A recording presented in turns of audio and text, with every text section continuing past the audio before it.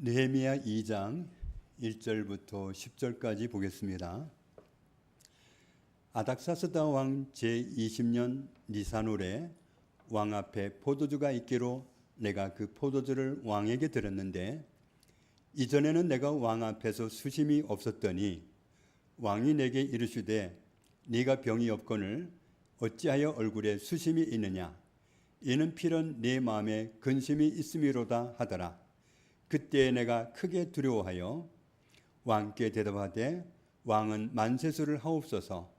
내 조상들의 묘실에 있는 성읍이 이제까지 황폐하고 성문이 불탔사오니 내가 어찌 얼굴에 수심이 없사오리까 하니 왕이 내게 이르시되 그러면 네가 무엇을 원하느냐 하시기로 내가 곧 하늘의 하나님께 묵도하고 왕에게 아뢰되 왕이 만일 좋게 여기시고 종이 왕의 목전에서 은혜를 얻었사오면 나를 유다 땅 나의 조상들의 묘실에 있는 성읍에 보내어 그 성을 건축하게 하옵소서 하였는데 그때에 왕후도 왕 곁에 앉아 있었더라.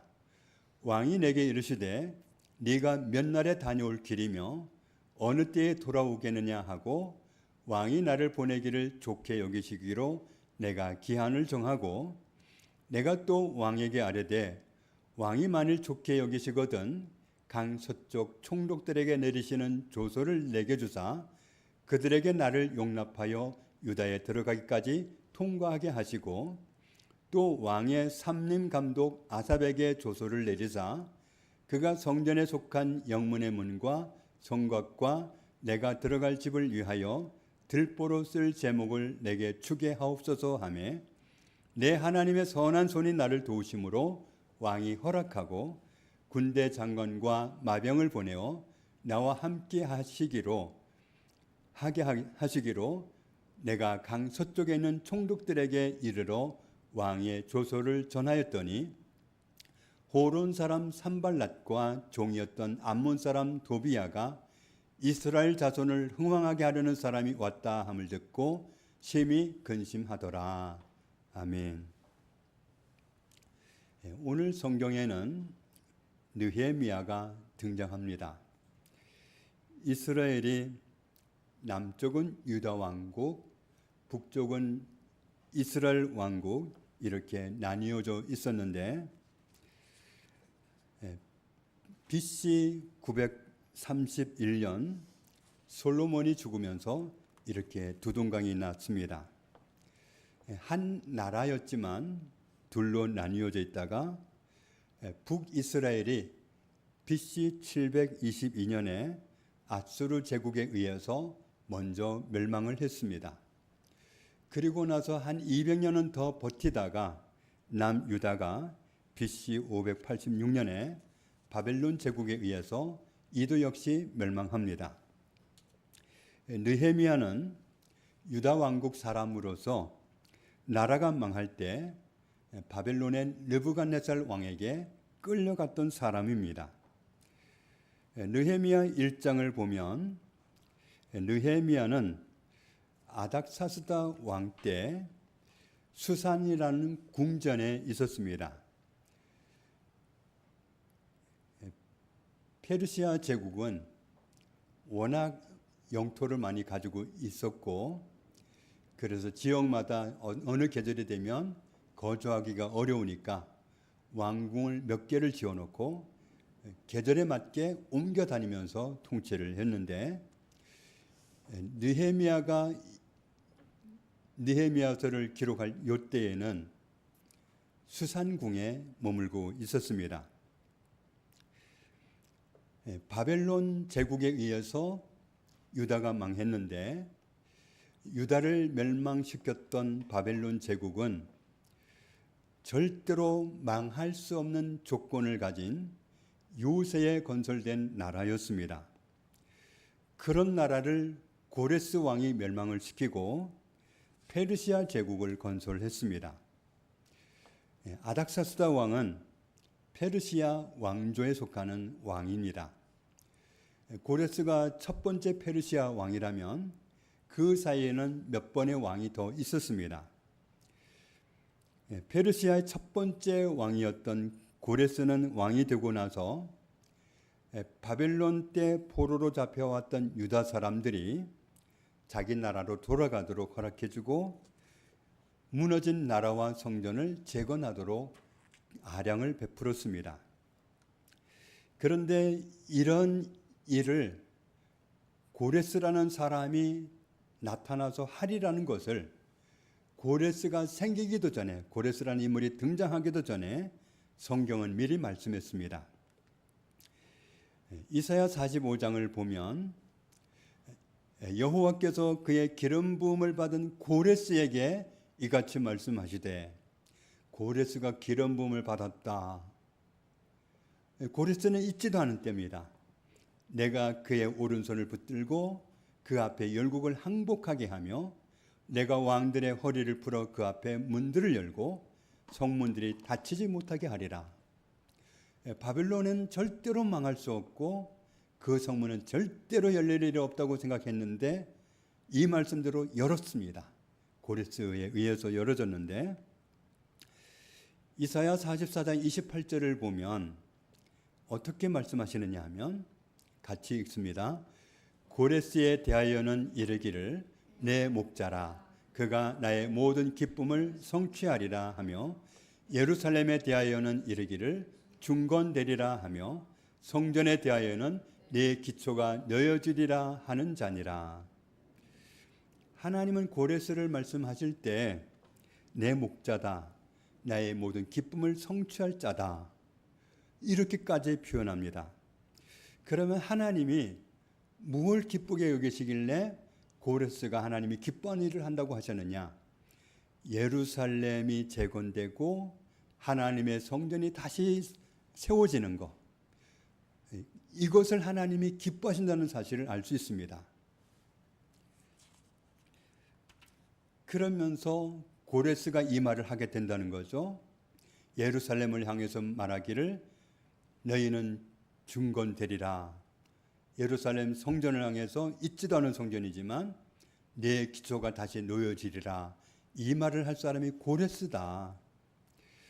하나님은 예루살렘이 재건되는 것을 기뻐하시고 예루살렘 성전이 다시 서는 것을 기뻐하신다는 사실을 알 수 있습니다. 하나님이 기뻐하시는 그 일을 할 사람이 고레스라는 건데, 하나님이 이사야를 통해서 이 말씀을 하실 때는 고레스가 없는 상태입니다. 유다 왕국이 멸망하고 유다 사람들이 대부분 바벨론으로 잡혀갔고 해방될 가망성이 전혀 없어 보이고, 그래서 그들의 마음에 실망이 자리 잡을 즈음에 하나님께서는 예레미야를 통해서 이렇게 말씀을 하셨습니다. 보라, 내가 북쪽 모든 종족과 내 종 바벨론의 왕 느부갓네살을 불러다가 이 땅과 그 주민과 사방 모든 나라를 쳐서 진멸하여 그들을 놀램과 비웃음거리가 되게 하며 땅으로 영원한 폐허가 되게 할 것이라. 여호와의 말씀이니라. 하나님이 유다 민족을 멸망시키기 전에 하신 말씀인데, 내가 바벨론 왕 느부갓네살을 불러다가 이 땅을 멸망시킬 것이다. 내가 그들 중에서 기뻐하는 소리, 즐거워하는 소리, 신랑의 소리, 신부의 소리, 맷돌 소리, 등불빛, 이걸 다 끊어버리겠다. 유다에는 이런 기쁨의 소식이 다 끊어질 거다. 정말 기뻐할 수 없는 그런 멸망이 그들에게 임할 거라는 것을 미리 말씀하는 거죠.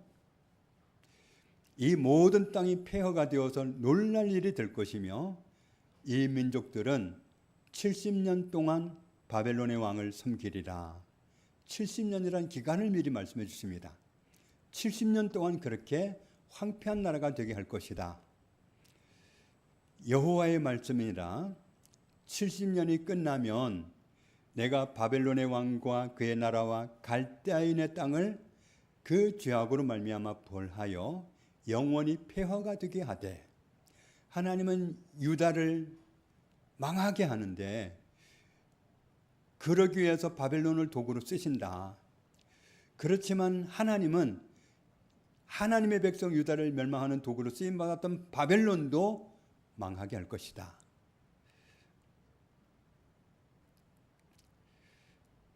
느부갓네살을 불러다가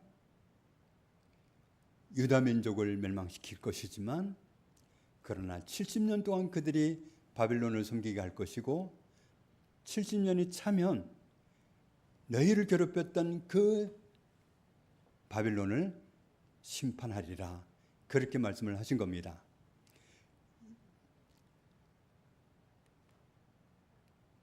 내가 그 땅을 향하여 선언한 바 곧 예레미야가 모든 민족을 향하여 예언하고 이 책에 기록한 나의 모든 말을 그 땅에 임하게 하리라. 하나님은 예레미야를 통해서 예언하신 말씀이 또 있다는 사실을 알 수 있고 그 말씀대로 하리라는 사실을 알 수 있는데, 여호와께서 이와 같이 말씀하시니라. 바벨론에서 70년이 차면 내가 너희를 돌보고 나의 선한 말을 너희에게 성취하여 너희를 이곳으로 돌아오게 하리라. 하나님은 유다 민족을 정말 하나님 앞에서 그 마음이 낮아지고 하나님 앞에 겸손하게 되고, 그래서 하나님을 사모하는 마음이 들도록 그렇게 고쳐가지고 돌아오게 할 거다. 그 기간이 70년이라는 사실을 말씀하는 겁니다. 여호와의 말씀이니라. 너희를 향한 나의 생각을 내가 아나니 평안이요 재앙이 아니니라. 너희에게 미래와 희망을 주는 것이니라. 유다 사람들이 바벨론의 포로로 끌려가서 아무리 기도해도 회복을 안 주시고 응답을 안 주시니까 이제 정말 끝났다, 하나님 우리를 버렸다, 우리 멸망하는가 보다, 그렇게 낙심하고 있을 때 하나님이 하시는 말씀이, 나는 너희를 멸망하게 하려고 하는 게 아니다. 나는 너희를 완전히 없애버리려고 그러는 게 아니다. 내 생각은 너희에게 평안을 주려는 것이고 너희에게 희망을 주려는 것이다. 나는 너희를 버리지 않는다, 이 말씀을 하는 겁니다. 너희가 내게 부르짖으며 내게 와서 기도하면 내가 너희들의 기도를 들을 것이요 너희가 온 마음으로 나를 구하면 나를 찾을 것이요 나를 만나리라. 나 너희를 버리지 않았다.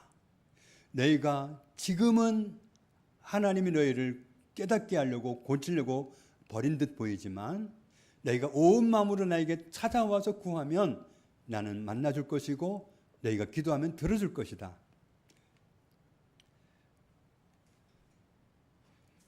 이것은 여호와의 말씀이니라.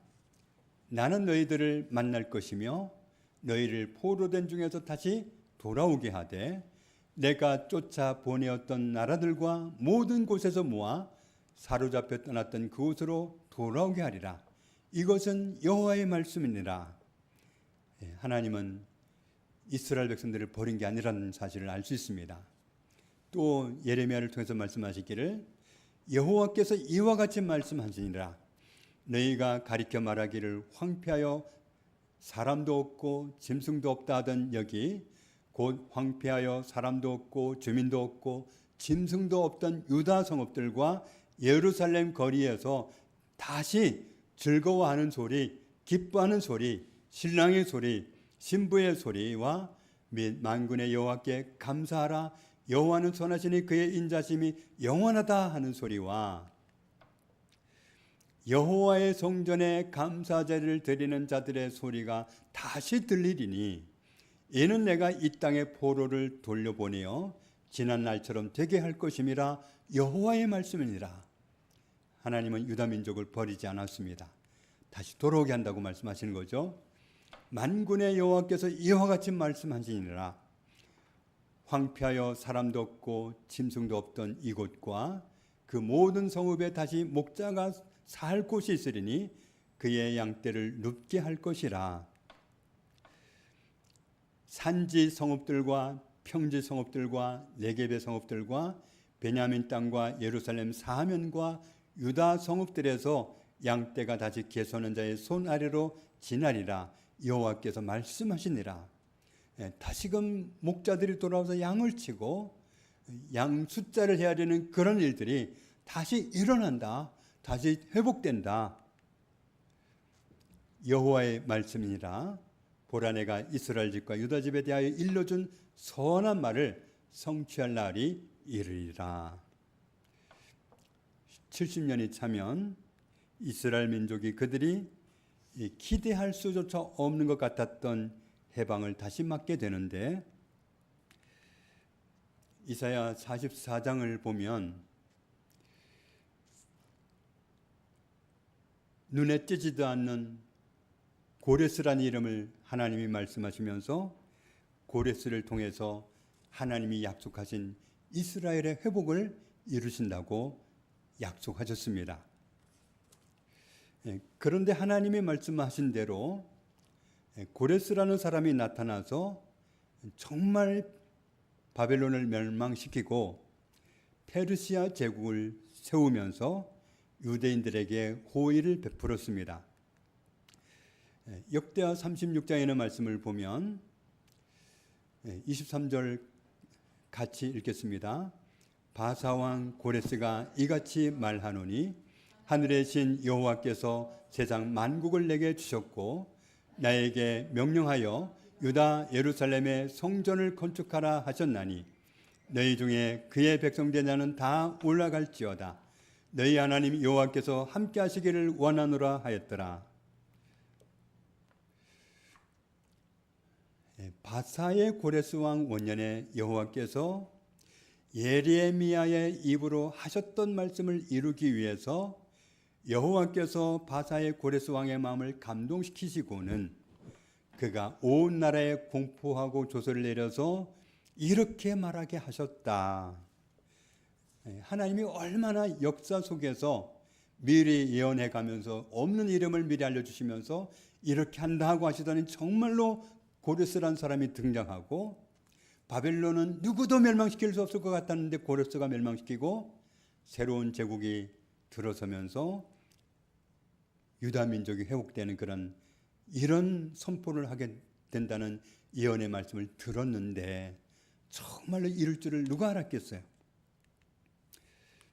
에스라 1장에 있는 말씀을 보면 바사왕 고레스 원년에 여호와께서 예레미야의 입을 통하여 하신 말씀을 이루게 하시려고 바사왕 고레스의 마음을 감동시키심에 그가 온 나라에 공포도 하고 조서도 내려 이르되, 같이 읽습니다. 바사왕 고레스는 말하노니 하늘의 하나님 여호와께서 세상 모든 나라를 내게 주셨고 나에게 명령하사 유다 예루살렘의 성전을 건축하라 하셨나니 이스라엘의 하나님은 참 신이시라. 너희 중에 그의 백성된 자는 다 유다 예루살렘으로 올라가서 이스라엘의 하나님 여호와의 성전을 건축하라. 그는 예루살렘에 계신 하나님이시라. 그 남아있는 백성이 어느 곳에 머물러 살든지 그곳 사람들이 마땅히 은과 금과 그 밖의 물건과 짐승으로 도와주고 그 외에도 예루살렘에 세울 하나님의 성전을 위하여 예물을 기쁘게 드릴지니라 하였더라.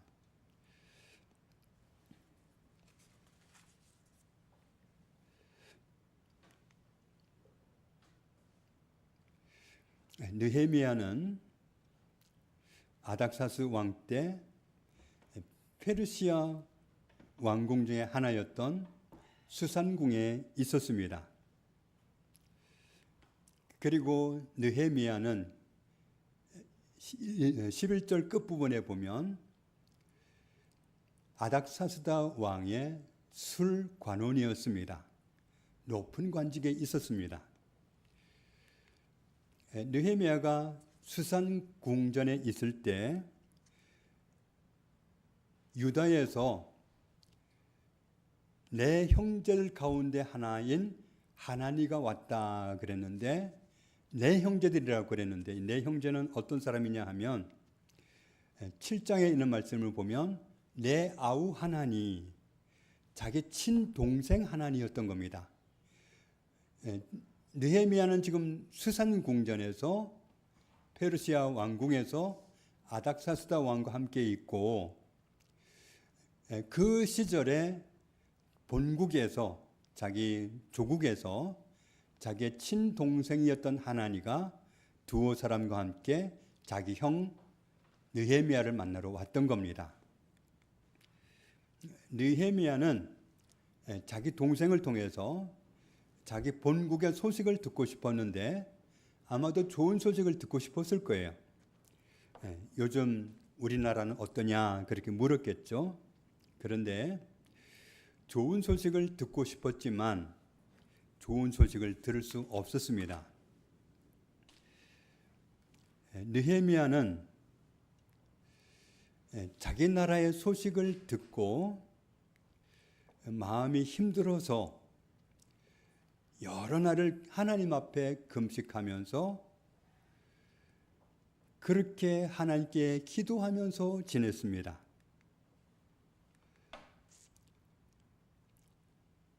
하나님은 고레스 왕을 통해서 무너졌던 유다 왕국이 재건되고 예루살렘 성전도 재건되고 그렇게 하라고 진즉의 명령을 내렸는데, 그런데 많은 세월이 지났는데도 그런 변화가 있지를 못했던 겁니다. 그래서 하나님 앞에 괴로운 마음으로 기도하면서 지냈는데 어느 날 아닥사스다 왕 앞에 포도주가 놓여 있었습니다. 왕 앞에 포도주가 있었다는 것은 왕이 포도주를 마시기 원했다는 겁니다. 그래서 왕에게 포도주를 따라드리는 역할은 느헤미야가 해야 했기 때문에 느헤미야가 그 일을 했습니다. 그래서 왕 앞에 포도주를 따라 드렸는데 그 포도주 잔을 받아 마시면서 왕이 그날따라 느헤미야 얼굴을 빤히 쳐다보더니 말을 하더라는 거죠. 너는 아픈 사람이 아닌데 얼굴에 왜 수심이 가득하냐? 네 마음속에 무슨 수심이 있길래 그러느냐? 하고 묻더라는 거죠. 느헤미야는 왕이 무서웠습니다. 왕을 두려워하는 마음으로 느헤미야가 대답을 합니다. 고레스 왕이 유다로 돌아가서 무너진 유다 성을 재건하고 예루살렘 성전을 다시 세우라는 명령을 한 지가 오랜데 아직도 그곳은 그대로 황폐된 채로 있다고 합니다. 성경에 기록된 왕의 그 목록만 봐도 고레스 다음으로 다리오라는 왕이 있었고, 다리오 다음에 모르드게가 경험했던 아하수에로 왕이 있었고, 아하수에로 다음에 있었던 왕이 아닥사스다 왕이거든요. 물론 성경은 왕들을 역사를 기록하는 게 아니기 때문에 다 기록하지는 않았어요. 그 사이에 왕들이 더 있었어요. 물론 왕으로 있던 기간은 짧았지만 어쨌든 왕들이 여러 대 걸쳐 있었는데 그 많은 세월이 걸치도록 아직도 재건되지 못하고 그대로 있습니다. 그래서 제 마음이 괴로울 수밖에 없습니다. 사실 무너진 유다 나라를 재건하고 예루살렘 성전을 다시 세우는 일에 회방하는 세력들이 많이 있었습니다. 왕의 명령을 받고 세우는데도 수시로 그렇게 회방한 자가 생겨가지고 방해를 받아서 재건되지 못하고 있었던 겁니다. 같이 읽겠습니다. 왕이 내게 이르시되 그러면 네가 무엇을 원하느냐 하시기로 내가 곧 하늘의 하나님께 묵도하고. 그날 왕실의 분위기를 보면 그 왕실의 그 순간에 아닥사스다 왕이 있었고 왕후가 왕의 부인이 있었고 그리고 느헤미야가 있었습니다. 물론 다른 신하들도 있었을 수도 있겠지만 느헤미야가 신경을 써서 조심스럽게 대해야 되는 사람은 아닥사스다 왕과 왕후 두 사람 그리고 자기 포함해서 세 사람이 있었습니다. 느헤미야에게 아닥사스다 왕은 함부로 대할 수 없고 아무렇게나 말할 수 있는 두려운 존재였습니다.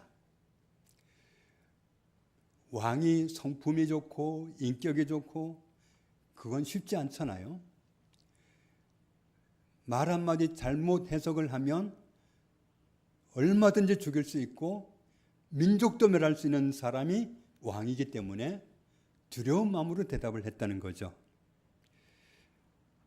그런데 자기가 두려운 마음을 가지고 조심스럽게 대답을 해야 했던 그 왕이 그러면 네가 무엇을 원하느냐? 호의를 베풀기로 마음을 먹고 다가오더라는 거죠. 얼마나 좋은 기회가 왔어요. 얼마나 많은 날들을 금식해 가면서 기도해 왔는데 자기 나라가 더 이상은 황폐된 채로 버려있지 않고 예루살렘 성전이 그냥 무너진 채로 그렇게 방치되어 있지 않고 속히 재건되기를 원하는 게 느헤미야의 간절한 소원이었습니다. 그러니 지금 친절하게 다가오는 왕에게 신속하게 자기 소원을 얼른 말해 드려야죠. 예, 제가 제 나라에 가서 무너진 성읍도 재건하고 무너진 성전도 다시 세우고 오게 해 주십시오. 즉각적으로 튀어나오듯이 말씀드렸어야죠. 그런데 느헤미야는 그렇게 하지 않았습니다. 그러면 네가 무엇을 원하느냐?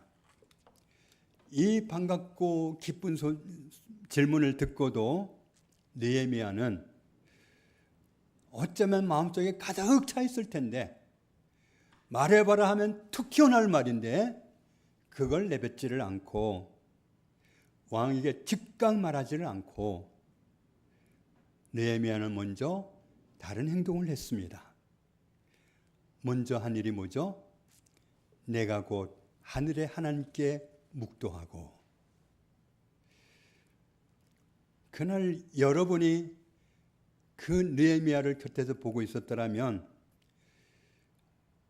아닥사스다 왕이 무서워서 소리는 못 질렀겠지만 속으로는 소리를 질렀을 거예요.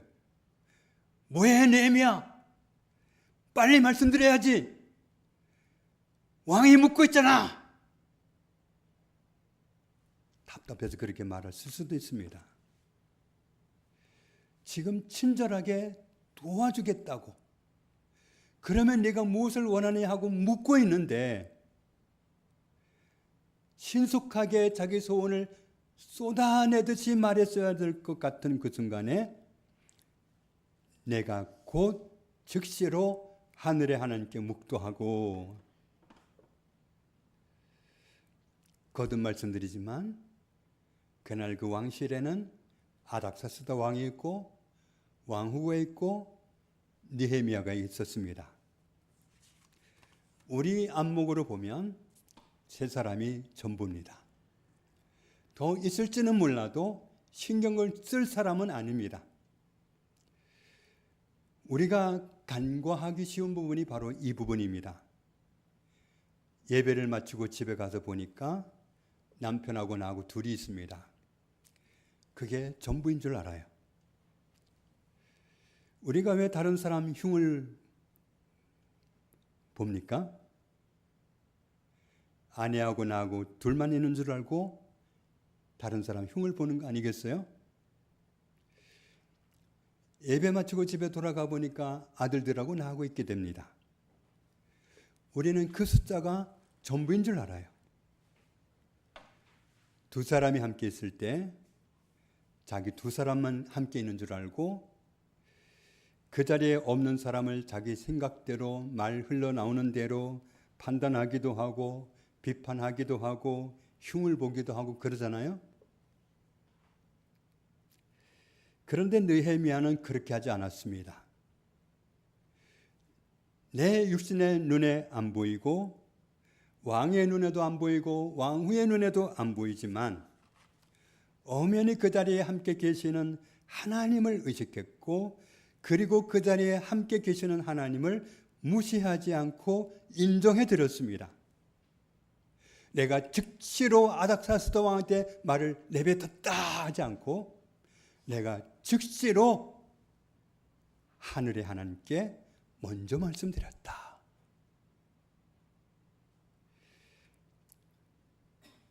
우리는 절대로 혼자 있을 수 없습니다. 우리는 절대로 몇 사람하고만 같이 있을 수가 없습니다. 나 혼자만 있다고 해서 나 혼자만 있는 게 아니고 몇 사람만 있다고 해서 몇 사람만 있는 그게 숫자의 전부는 아닙니다. 이솝 우화에 돼지들의 소풍 이야기가 있습니다. 돼지 12마리가 어느 날 소풍을 갑니다. 가다가 개울을 건넜어요. 개울을 건너고 나서 대장 돼지가 말합니다. 다 잘 건너왔는지 봐야 되겠다. 숫자를 셉니다. 한 마리가 모자라요. 큰일 났다. 어떻게 하냐? 누가 빠진 거냐? 그랬더니 어떤 돼지가 말해요. 대장님이 숫자 잘못 센 거예요. 내가 뭘 잘못 세? 대장님 숫자는 빼고 했잖아요. 제가 다시 세볼게요. 하나, 둘, 11으로 끝나요. 역시 한 마리가 부족해요. 진짜네. 한 마리가 부족하네요. 또 다른 돼지가 말합니다. 너 숫자 뺐잖아. 숫자도 못 세고 그래. 내가 세볼게. 하나, 둘, 11. 11네.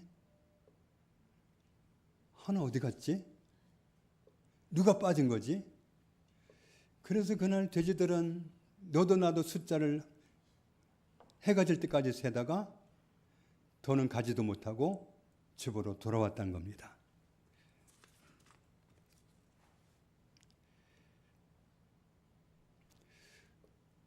그날 돼지들은 숫자에 약했던 거죠.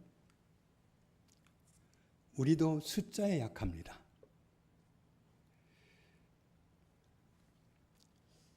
숫자를 셀 때 꼭 한 분을 빼고 세요. 나를 빼면 웃기기라도 할 텐데 자기는 안 빼. 그 정도 머리는 되는데 하나님을 꼭 빼. 하나님은 분명히 같이 계시는데 하나님 꼭 빼놓고 얘기해. 하나님이 그 자리에 계신 거 알았다면 그 말 안 했을 텐데. 창피해 안 했을 텐데. 근데 꼭 빼놓고 말해. 하나님을 빼놓고 말하니까 그 사람 흉받지. 하나님을 안 뺐다면 어떻게 그 사람을 말해요? 그 사람 하나님 사랑하는 사람인데.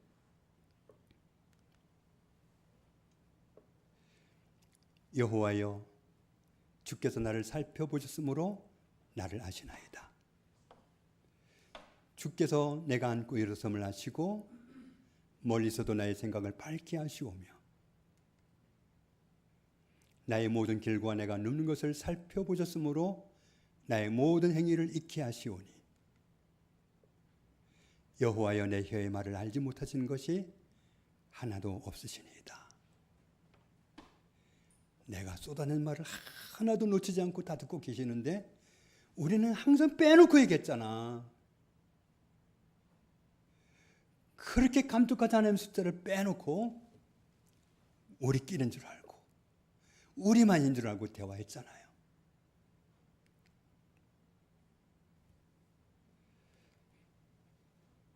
주께서 나의 앞뒤를 둘러싸시고 내게 안수하셨나이다. 이 지식이 내게 너무 귀하니 높아서 내가 능히 미치지 못하나이다. 하나님 내 곁을 떠나지 못하시고 나를 삥 둘러서 보호하고 계셔요. 내가 주의 영을 떠나 어디로 가며 주의 앞에서 어디로 피하리이까. 내가 하늘에 올라갈지라도 거기도 계시고 수월에 내 자리를 펼지라도 거기도 계시니이다.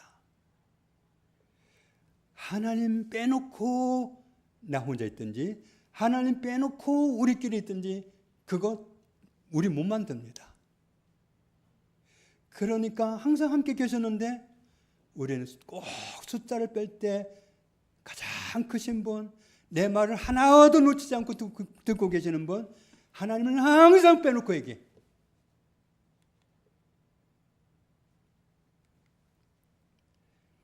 내가 새벽 날개를 치며 바다 끝에 가서 거주할지라도, 아무도 몰래 갔을지라도 거기서도 주의 손이 나를 인도하시며 주의 오른손이 나를 붙드시리이다. 캄캄한 어둠 속에 있으면 어떻게 될까요? 하나님 앞에서는 내 존재가 아무리 캄캄해도 숨겨지지 않습니다. 하나님은 빛이십니다. 빛 앞에서 우리는 숨길 수가 없습니다. 주께서 내 내장을 지으시며 나의 모태에서 나를 만드셨나이다. 내가 하나님께 감사드릴 수밖에 없는 것은 내 자신의 존재가 얼마나 기묘한 존재인지, 주께서 하신 일이 얼마나 기이한지 내 영혼이 잘 압니다.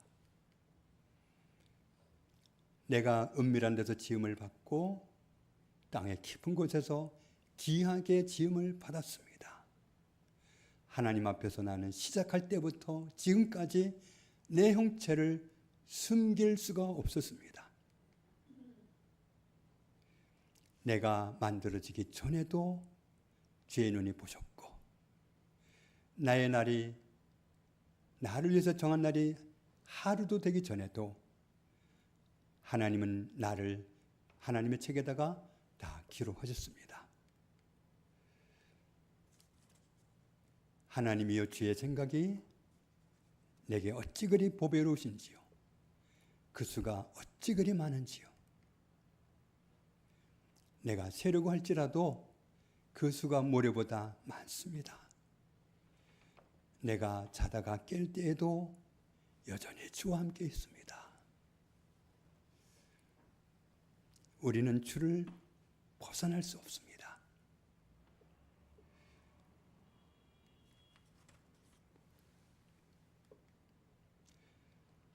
내가 산을 향하여 눈을 들리라. 나의 도움이 어디서 올까? 나의 도움은 천지를 지으신 여호와에게서로다. 여호와께서 너를 실족하지 아니하게 하시며 너를 지키시는 이가 졸지 아니하시리로다. 졸지 않고 나를 지켜주시는 분이 하나님이십니다. 이스라엘을 지키시는 이는 졸지도 아니하시고 주무시지도 아니하시리로다. 같이 읽겠습니다.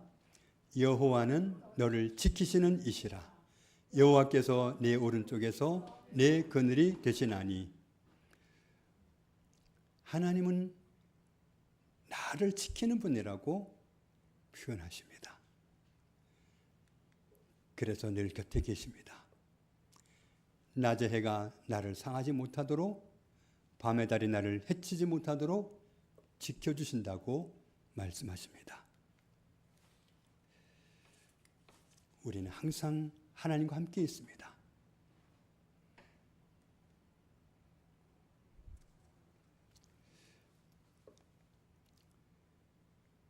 우리 눈으로 보기에 작아 보이는 사람, 씹어도 될 것 같은 사람, 아무리 흉을 봐도 괜찮을 것 같은 사람, 업신여겨도 될 것 같은 사람을 하나도 업신여기지 말라. 너희에게 말하노니 그들의 천사들이 하늘에서 하늘에 계신 내 아버지의 얼굴을 항상 배우느니라. 그 사람의 천사가, 그 사람을 항상 지키고 있는 천사가 이 사람의 무슨 일을 당한 일을 다 아버지께 말씀드리고 있기 때문에 우리가 작게 여기고 아무렇게나 됐던 사람, 그 천사가 다 보고했단 말이죠. 그러니 누구도 업신여기거나 함부로 하지 말아라. 하나님은 항상 함께 계셨는데 우리는 얼마나 많은 세월 동안 하나님을 무시하고 살았습니까? 하나님이 항상 함께 계시는데도 고독하다, 외롭다. 그러면서 하나님 왕따시키고 함께 계신 하나님을 무시하는 거죠. 아, 외로워. 난 왜 이렇게 외로울까? 그건 함께 계신 하나님을 인정해드리지 않는 태도입니다. 항상 함께 계시면서 하나님이 내 모든 말을 듣고 계셨는데 내가 다른 사람을 함부로 말했을 때, 아무렇게나 말했을 때, 내 입맛대로 말했을 때 얼마나 불편하게 듣고 계셨을까?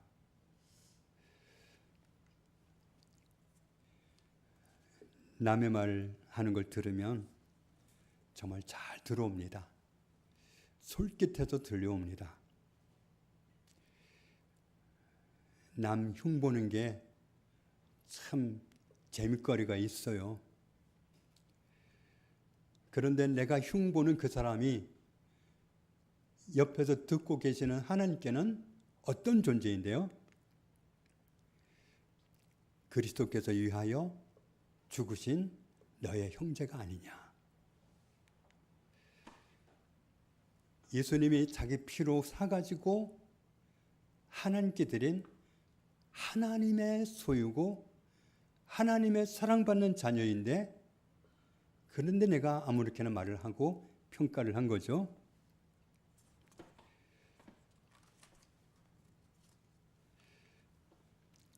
둘째 아들이 유산을 달라고 해서 줬더니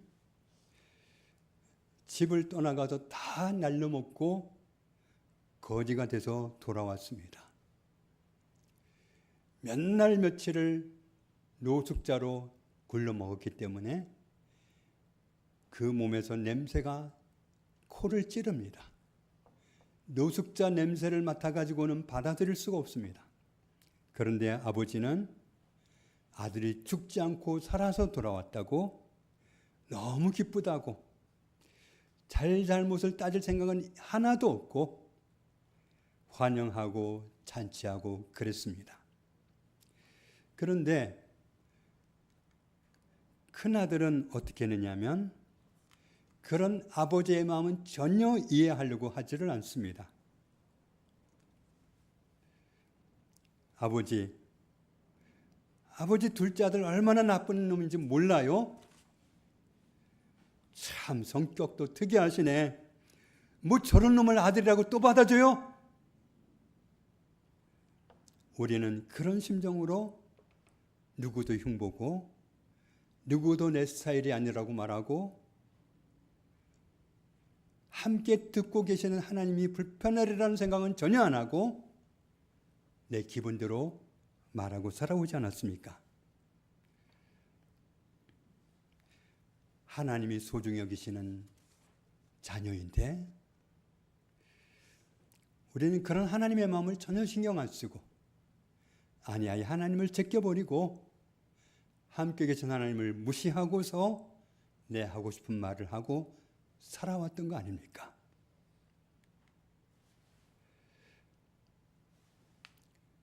남의 하인을 비판하는 너는 누구냐? 그가 서 있는 것이나 넘어지는 것이 자기 주인에게 있음에 그가 세움을 받을 텐데 그를 세우시는 권능이 하나님께 있는데 너는 왜 끼어들고 난리냐? 같이 읽겠습니다. 네가 어찌하여 내 형제를 비판하느냐? 어찌하여 내 형제를 업신이겠냐? 우리가 다 하나님의 심판대 앞에 서리라. 기록되었으되 주께서 이르시되 내가 살았노니 모든 무릎이 내게 꿇을 것이요 모든 혀가 하나님께 자백하리라 하였느니라. 이러므로 우리 각 사람이 자기 일을 하나님께 직고하리라. 하나님을 무시하고 있던 모든 말에 대해서 하나님 앞에서는 그날 심판을 받는데 내 스스로가 내 했던 말을 말씀드리면서 제가 이런 못된 말을 하고 살아왔다고 자기가 스스로 고백한 날이 온다. 그때는 얼마나 수치스럽고 그때는 얼마나 부끄럽고 그때는 얼마나 죄송스럽겠어요. 그때 가서 괴로워하지 말고 오늘 내 곁에 항상 함께 계신 하나님을 이제는 숫자에 좀 넣읍시다. 아무리 숫자가 약해도 그렇지 늘 계시다고 정말 우리에게 얼마나 많이 말씀하셨는데 함께 계신 하나님을 제껴놓고 우리가 말하고 행동하고 앞으로도 그렇게 살아줘야 되겠습니까?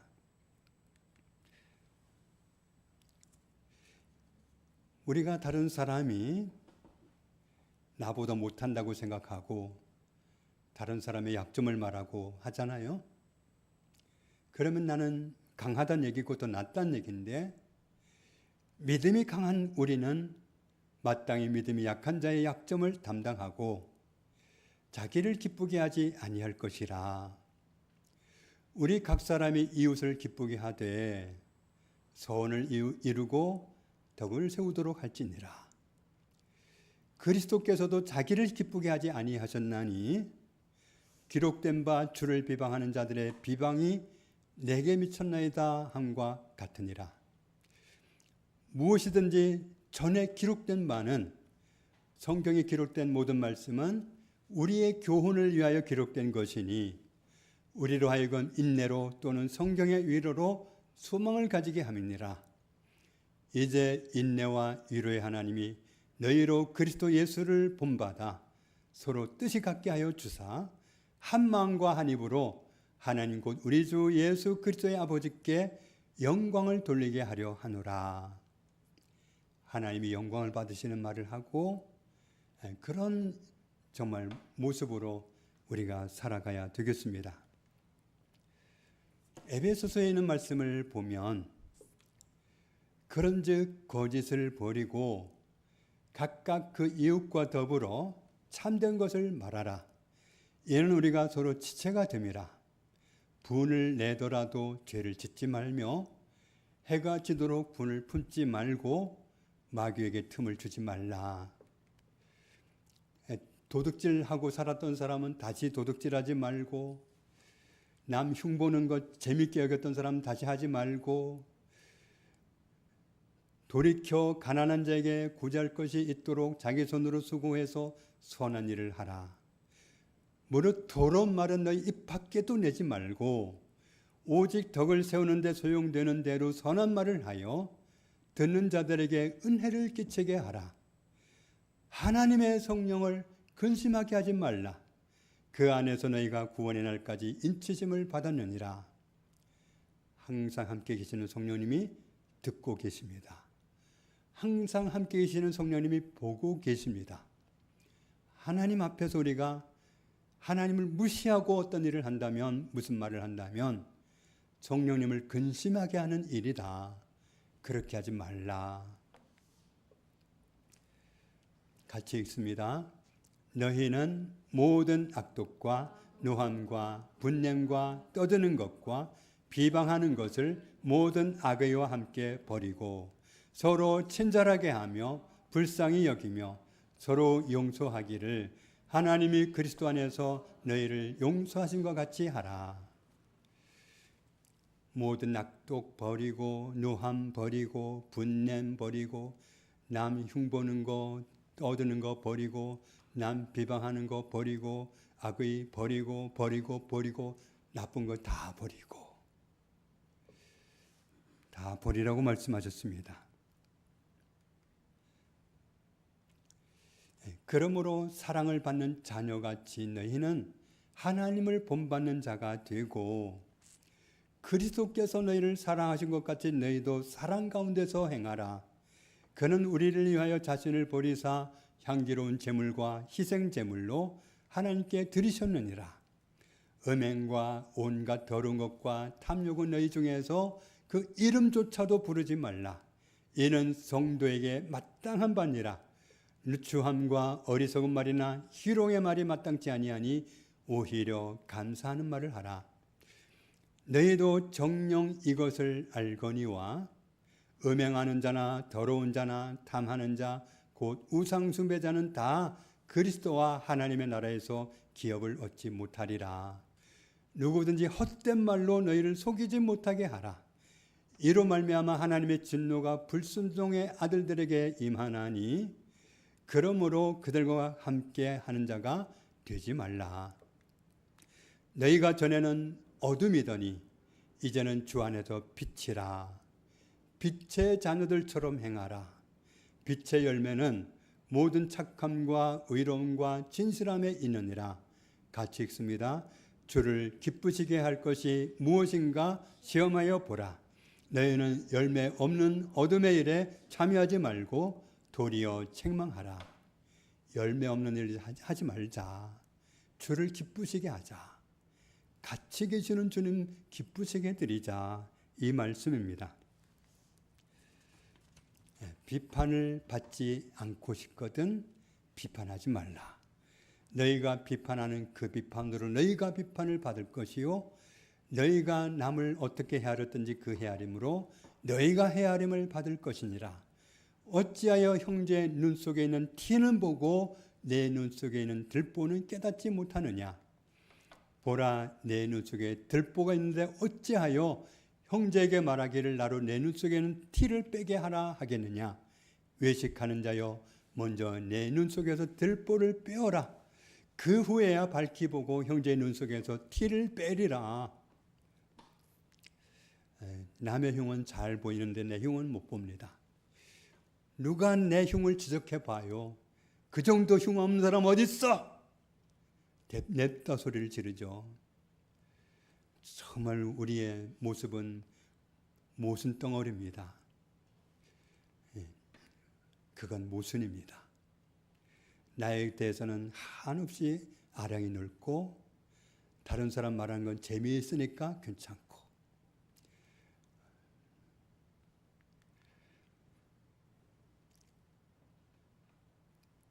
마지막으로 말하노니 너희가 다 마음을 같이하여 동정하며 형제를 사랑하며 불쌍히 여기며 겸손하며 악을 악으로 욕을 욕으로 갚지 말고 도리어 복을 빌라. 이를 위하여 너희가 부르심을 받았으니 이는 복을 이어받게 하려 하심이라. 누가 나를 흉보면 그 소리는 들어오더라고요. 그때 이렇게 하라는 겁니다. 9절 말씀에 들은 대로 하지 말아라. 악을 받았어? 욕을 들었어? 갚지 마. 오히려 너는 복을 빌어. 나는 너를 그렇게 하라고 불렀어. 그러면 너는 내가 주는 복을 이어서 받는 거야. 우린 좀 달라야 됩니다. 진실로 그리스도를 따르는 사람은 대충 믿는 사람들과 달라야 합니다. 그러므로 생명을 사랑하고 좋은 날 보기를 원하는 자는 혀를 금하여 악한 말을 그치며 그 입술로 거짓을 말하지 말고 악에서 떠나 선을 행하고 화평을 구하며 그것을 따르라. 주의 눈은 의인을 향하시고 그의 귀는 의인의 간구에 기울이시되 주의 얼굴은 악행하는 자들을 대하시느니라 하였느니라.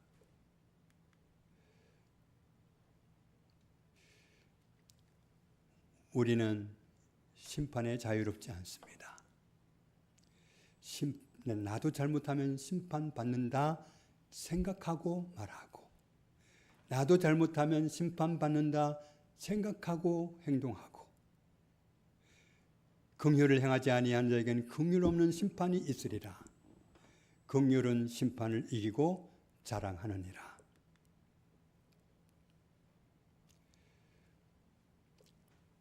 내 사랑하는 형제들아, 너희가 알지니 사람마다 듣기는 속히 하고 말하기는 더디하며 성내기도 더디하라.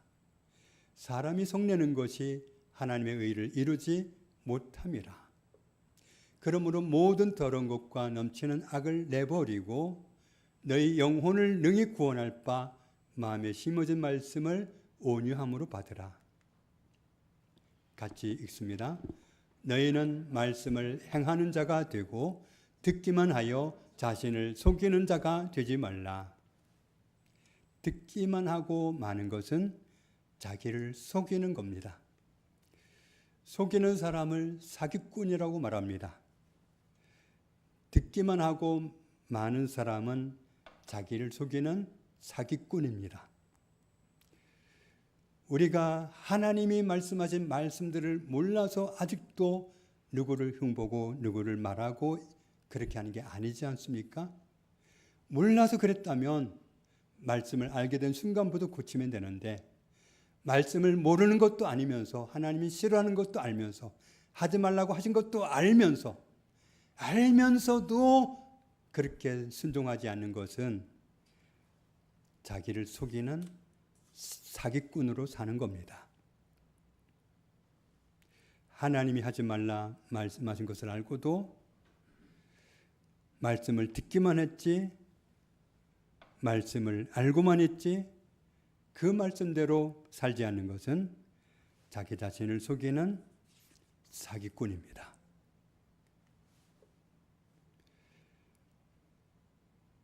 느헤미야는 그날 왕실에서 함께 있는 아닥사스다 왕을 두려워했습니다.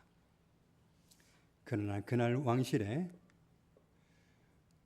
왕이 있고 왕후가 있고 느헤미야 자신이 있고 그 숫자가 전부가 아니라는 사실을 느헤미야는 인정했습니다.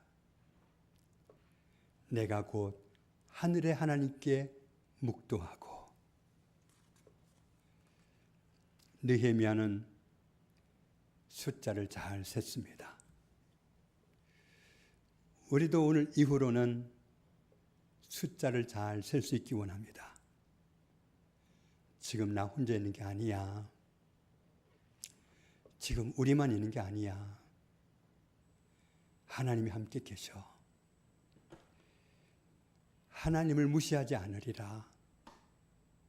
느헤미야가 그랬던 것처럼 내가 곧 하늘의 하나님께 묵도하고, 함께 계신 하나님을 무시하지 않다 보니까 하나님께 먼저 말씀드리고 그리고 왕에게 말했어요. 순서가 있잖아요. 왕은 두려운 존재였지만 그래도 아닥사스다 왕이 제일 두려운 존재가 아니고 하나님이 제일 두려운 존재였기 때문에 같이 있는 그 멤버 중에서 가장 두려우신 하나님께 내가 먼저 곧 즉시로 말씀드리고 나서 그리고 나서 왕에게 말했다. 우리가 누구랑 대화하든지 함께 계시는 하나님 들으시기에 거북한 말을 이제부터는 하지 말아야 되겠습니다. 같이 듣고 계신 하나님 들으시기에 기뻐하실 말을 하고, 하나님이 대화의 소재로 삼지 말라고 하신 말들은 대화거리로 삼기를 아예 포기하고, 우리의 삶이 그렇게 변화된 모습으로 이 시간부터 드려질 수 있기를 원합니다. 항상 함께 계신 하나님을 무시하지 않고 인정해드리는 삶을 살았던 느헤미야는 아닥사스다 왕의 도움을 받아서 유대의 총독으로 가가지고 무너진 자기 나라를 재건한 일에 귀하게 쓰임받았습니다. 우리 시대에는 우리부터, 나부터 항상 함께 계신 하나님을 무시하지 않고 인정해드리는 삶을 살아서 하나님을 기쁘시게 해드리고 또 하나님께 영광 돌리는 일로 쓰임을 받고 그렇게 살아가는 저와 여러분 되시기를 주님의 이름으로 축복합니다. 하나님 아버지, 죄송합니다. 용서해 주십시오. 우리는 지어낸 이야기, 돼지의 소풍 이야기에 나오는 그 돼지만도 못했습니다. 자기를 빼놓고 샜으면 재미라도 있지만 항상 함께 계신 하나님을 대놓고 무시하기가 수도 없이 많았습니다. 하나님이 사랑하시는 형제인데 하나님이 사랑하시는 자매인데 우리가 들었다 놨다 하고 내 입맛대로 말하고 흉보고 그렇게 살아왔습니다. 그야말로 말씀을 몰라서가 아니고 다 아는데 알기만 했지 그 말씀대로 살지 않아서 내 자신을 속이는 사기꾼으로 살아왔습니다. 주님, 더 이상은 사기꾼으로 살지 않기 원합니다. 하나님을 기쁘시게 드리는, 나와 늘 함께 계신 하나님을 기쁘시게 드리는, 함께 계신 하나님을 인정해 드리는 삶을 선택하는 우리 모두가 되게 해주시고, 그래서 하나님 앞에 서는 날 큰 은혜를 입을 수 있는 저희들이 다 되게 하여 주옵소서. 예수님의 이름으로 기도합니다. 아멘.